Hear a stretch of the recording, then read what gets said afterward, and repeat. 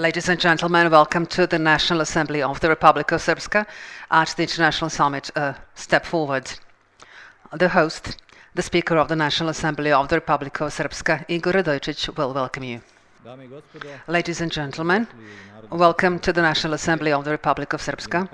Welcome to the panel of the International Summit Peace and Reconciliation, a Step Forward. It is my pleasure to welcome you here in the building of the National Assembly of the Republika Srpska, and we are the co-organizer of today's summit and the host of today's panel. May I first welcome the organizers and the initiators of the summit, the European Academy of the Banja Luka Bishopric and Zrinski Institute. Currently, we are hosting 150 participants of the summit from different countries of the region, Europe and the US.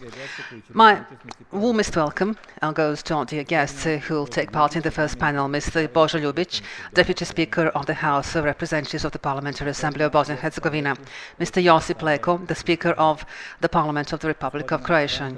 Mr. Ranko Krivokapić, the Speaker of the Parliament of Montenegro. Mr. Nebojša Stefanović, the Speaker of the National Assembly of the Republic of Serbia. Mr. Fahim Škalić, the Speaker of the House of Representatives of the Parliament of the Federation of Bosnia and Herzegovina. Thank you for attending the summit. Welcome. First of all, thank you for yesterday's evening and this morning. It was really very impressive. And as I said this morning, I would have welcomed if my colleagues in the European Parliament would have been present yesterday evening and this morning in the mosque. I would have get another. Today I was asked by the American organizers to speak on women's role in the society and their political work for peace. Ladies and gentlemen, on behalf of the Zrinski Institute for Peace, an organization which I helped co-found with professors, scholars, and students from Harvard University, it is both an honor and a pleasure to have this opportunity to address you here today. I would like to reflect on my participation in the summit, which has a deeper meaning for me. I recall hearing stories about Bosnia and Herzegovina of Banja Luka from my grandfather. I have black and white pictures at home. My grandfather was born here. He went to high school in this city. I take pride in that. It is a great thing for me. And that is why this summit is so important to me. This is part of the world that means so much to me. And that is one of the reasons behind establishing this institute. In November of 2012, Bishop Komarica gave a lecture at the John F. Kennedy School of Government at Harvard University. The lecture set a process in motion to add support to continue to move this dialogue forward. That is what this summit is about, moving the dialogue forward. The mere fact that you've taken this step forward is dramatic and should not be understated. Imagine the possibilities that your actions here today have opened for this region, but for the world at large. Ladies and gentlemen, I am both impressed and humbled to be in your great company today. Moreover, grateful to be allowed to contribute to these noble efforts.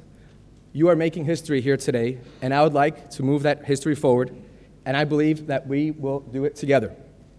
In support of your step forward, the Zrinski Institute for Peace has brought some of the most renowned and promising practitioners in their respective fields to share with you both their knowledge, techniques, and experiences with political leadership.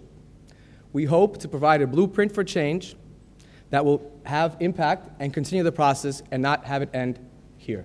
I would like to thank the National Assembly, Republika Srpska, for hosting a day of the summit and for its both logistical and financial support to make this such a success. I'd like to acknowledge the European Academy, Diocese of Banja Luka, as the principal organizer who brought us all here today.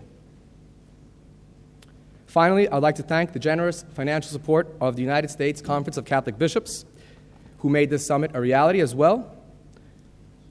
But it's about you. It's about your presence here. You are making historic events. Welcome to the Summit on Peace and Reconciliation. A step forward. Thank you.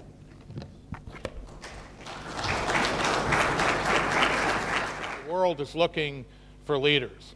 The world is looking for individuals, individual nations, individual people, but also collective groups of nations and people to try to give an example. We have a tremendous amount of issues that we believe at the Kennedy School at Harvard that can be solved, or at least go a long way to be solved, if we implement leadership principles. Talk about commonality. How can we work together? How can we as a people, as a group of nations in this part of the European continent, create a better world for the people we represent? But this part of the world, this part of the European continent, has too much history and too much culture to continue to allow these divisions to pull this part of the world apart. And so what we're going to try to do today is begin a discussion. Begin a discussion that says we're going to concentrate on cooperation and we're going to accentuate unity. First of all, thank you all for being here. Genuinely believe this is a historic moment. There's so much, we believe, talent and ability and history and culture, natural and human resources here, that the impetus for this was we need to get people communicating. We need to help try to move the dialogue forward. Our attempt to do that, I think, was successful. We had not only a group of political leaders, but religious leaders that came to the table. And as you saw, if you were in the room today, said, yes, we need to have a dialogue. We need to continue this. We need to cooperate. We need to work together. Our goal was to find areas of commonality. Our goal was to say, let's set aside differences and let's work from things that we have in common. And I don't think that the Zrinski Institute and Drazen and the folks that helped put this together could be happier with the outcome. Now we move forward. We're going to have some workshops this afternoon, and we hope indeed to begin and establish a leadership institute permanently in this part of the European continent. And we hope to get that done. But this was a first step, and we believe a very successful one. Echoing what Professor Jarding just said, I think moving forward and continuation is the important part, and that is through this Institute of Leadership, where we can bring not only the best leaders that we can share and learn from this region, but also contribute with new cutting-edge techniques and approaches to resolving issues. And I think what Professor Jarding said during the end of his panel discussion was, can you commit to being again at this stage or in a similar setting and communicate? I think the leaders both echoed your sentiments and agree with your idea that yes, they can. And that is, I think, in my respects, a very successful event. And I think the fact that the engagement was there and that there was a dialogue made this event even more successful. Thank you.